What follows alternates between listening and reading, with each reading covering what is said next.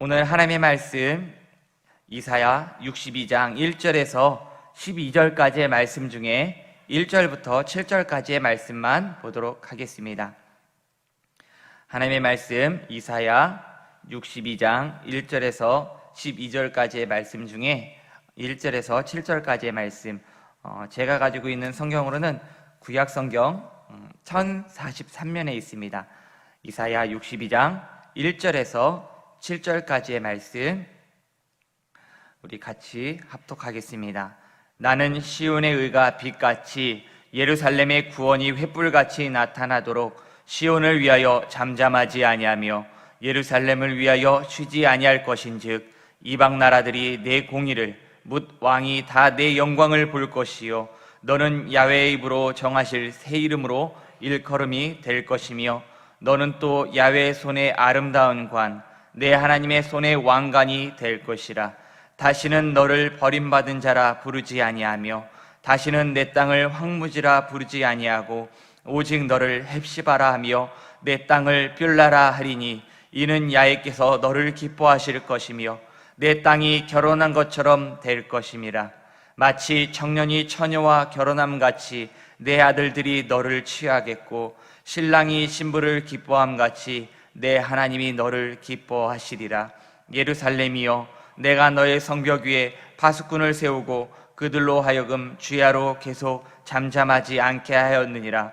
너희 야훼로 기억하시게 하는 자들아 너희는 쉬지 말며 또 야훼께서 예루살렘을 세워 세상에서 찬송을 받게 하시기까지 그로 쉬지 못하시게 하라.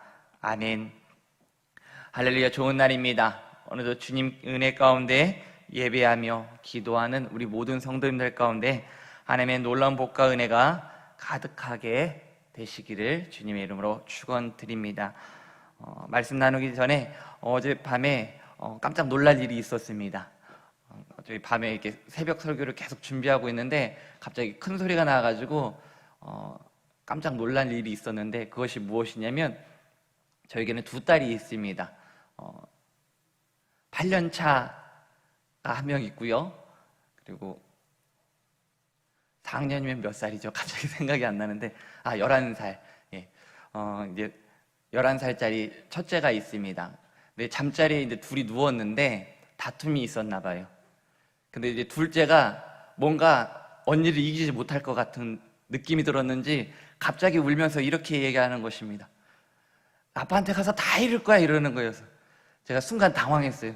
왜냐하면 설교 준비하느라고 정신없이 막 하고 있는데 또 이 둘째의 민원을 어떻게 해결해야 될지 고민하고 있는데 갑자기 아니나 다를까 왔어요. 그래서 와서 갑자기 울면서 이야기하는 거예요.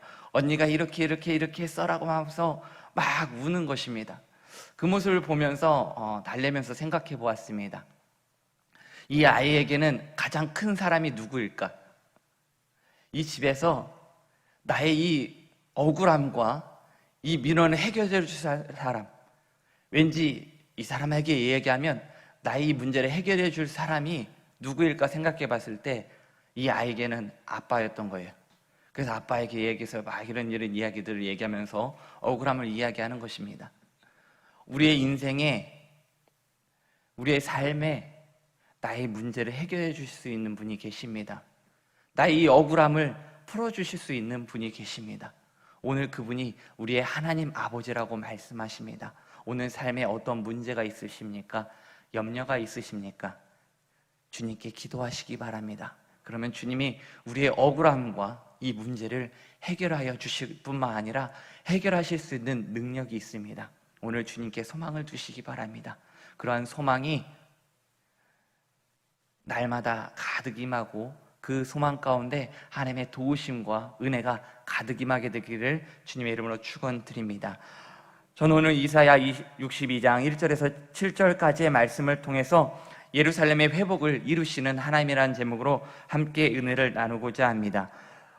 기원전 586년에 예루살렘이 완전히 파괴되고 황폐해져 버리게 되었습니다. 그 땅은 70년 동안 회복할 기미가 보이지 않습니다. 완전히 무너지고 초토화되었기 때문인 것입니다. 그리고 그 땅을 재건할 수 있도록 도울 수 있는 사람도 없었던 것입니다. 그런데 하나님의 회복의 말씀이 선포되기 시작하자 그곳에 구원의 빛이 임하기 시작합니다. 오늘 본문 말씀을 통해서 예루살렘을 회복시키시는 하나님은 어떤 분이십니까? 첫 번째로 하나님은 잠잠하지 않으시고 쉬지도 않으시는 분이시라고 말씀하십니다. 오늘 본문 말씀 1절 말씀 같이 한번 읽어보도록 하겠습니다. 나는 시온의 의가 빛같이 예루살렘의 구원이 횃불같이 나타나도록 시온을 위하여 잠잠하지 아니하며 예루살렘을 위하여 쉬지 아니할 것인즉. 아멘. 하나님의 구원의 빛이 예루살렘에 비추기 시작합니다. 긴 겨울 얼어붙었던 땅이 봄이 되면 눈 녹듯이 사라지고 그 땅에 생명이 살아 숨쉬듯이 주님의 빛으로 말미암아서 예루살렘 땅에 회복의 역사가 일어나기 시작합니다. 하나님은 예루살렘의 회복을 위해서, 이 일의 완성을 위해서 잠잠하지도 아니하시고 쉬지도 않겠다고 말씀하십니다. 반드시 이루실 것을 약속하고 계시는 것입니다. 오늘 우리 하나님은 쉬지 않으시는 분이십니다. 지금도 일하시는 분이십니다. 시편 121편 1절에서 4절 말씀에 보면 이렇게 고백합니다. 내가 산을 향하여 눈을 들리라. 나의 도움이 어디서 올까? 나의 도움은 천지를 지으신 야훼께서로다. 야훼께서 너를 실족하지 아니하게 하시며 너를 지키시는 이가 졸지 아니하시리로다. 이스라엘을 지키시는 이는 졸지도 아니하시고 주무시도 아니하시리로다. 아멘. 우리를 도우시는 하나님은 어떤 분이십니까?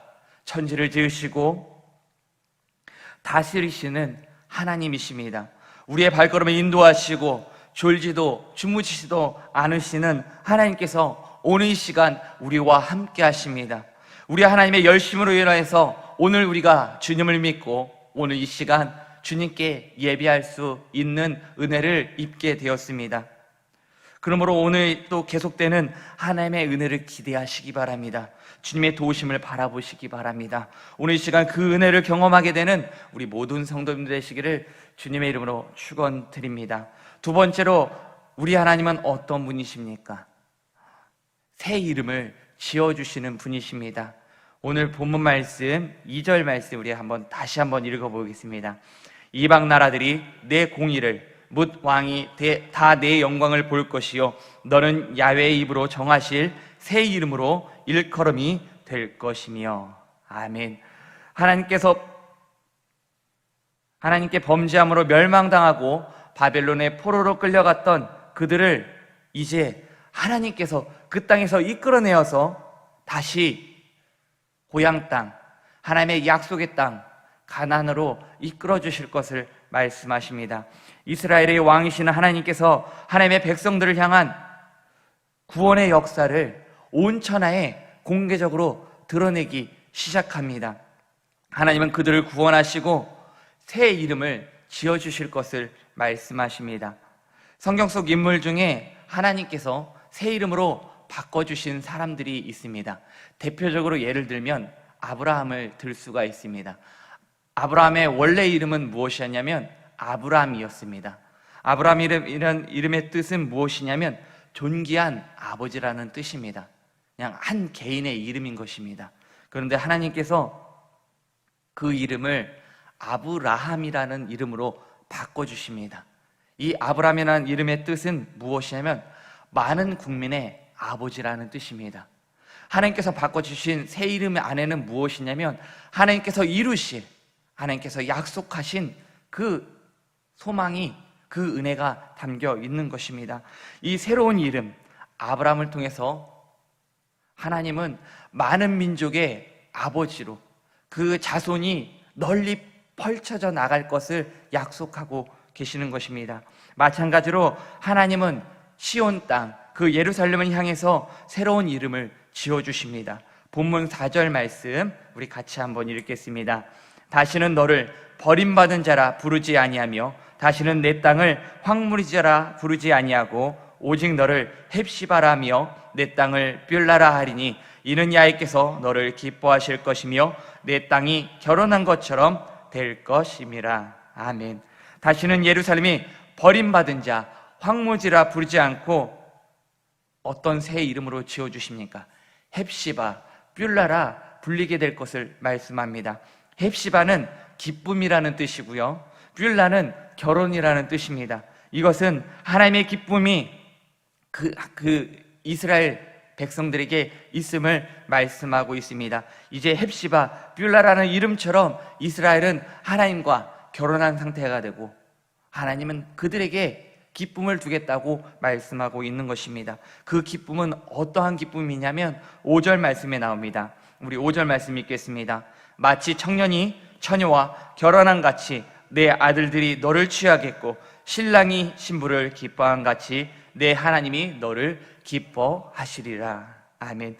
그들은 더 이상 버림받은 상태가 아니라 신랑이 신부를 맞이하듯이 하나님께서 그들을 기쁨으로 맞이하시겠다고 말씀하십니다. 포로에서 귀환하는 그들의 마음은 어떠했겠습니까? 죄스러운 마음도 있었을 것이고요, 비참한 마음도 있을 것이고요, 70년 동안 그 땅에서 생활하다가 모든 것을 다 던져두고 하나님의 약속만 믿고 나아가는 그들의 눈빛과 그 마음은 앞으로 어떻게 살아가게 될지 불안과 두려움이 있었을 것입니다. 그런데 하나님이 그들을 향해서 기쁨으로 맞이하시기 시작하는 것입니다. 하나님의 기쁨으로 말미암아서 그들에게 소망이 있는 것입니다. 70년 동안 황폐하고 무너진 그 땅에 어떠한 소망이 있겠습니까? 그러나 주님께서 회복을 선포하시고 다시 일으켜 세우실 것을 말씀하십니다. 왜 하나님은 그들을 포기하지 않으십니까?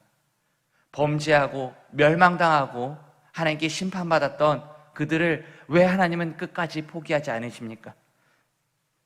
그것은 이스라엘을 향한 하나님의 사랑과 은혜가 계속되었기 때문인 것입니다. 오늘 우리에게도 이 소망이 있기를 원합니다. 비록 넘어질지라도, 비록 실수할지라도 우리를 향한 하나님의 사랑이 끊임없이 계속되고 있음을 우리에게 말씀하고 있는 것입니다. 그러므로 우리 모두 주님 안에서 새롭게 변화되고 주님을 더욱 닮아가는 우리 모든 성도들 되시기를 주님의 이름으로 축원드립니다. 그래서 우리는 어떻게 해야 될까요? 파수꾼처럼 끊임없이 깨어서 기도하는 우리가 될 줄 믿습니다. 네 번째 말씀을 통해서 함께 은혜를 나누겠습니다. 6절에서 7절까지의 말씀입니다. 우리 같이 한번 읽겠습니다. 예루살렘이여, 내가 너의 성벽 위에 파수꾼을 세우고 그들로 하여금 주야로 계속 잠잠하지 않게 하였느니라. 너희 야훼로 기억하시게 하는 자들아, 너희는 쉬지 말며 또 야훼께서 예루살렘을 세워 세상에서 찬송을 받게 하시기까지 그로 쉬지 못하시게 하라. 아멘. 파수꾼은 어떠한 사람이냐면 성을 지키며 보호하는 사람입니다. 깊은 밤중에도 성벽 위에서 대적들이 쳐들어오지 않는지 끊임없이 경계하면서 만약에 적을 발견하게 되면 즉시 알리고 방어하는 역할을 하는 사람들입니다.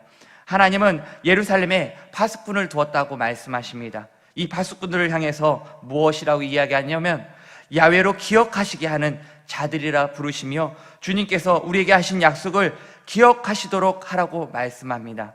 이 말은 하나님께서 계속 일하실 수 있도록 기도하라는 뜻입니다.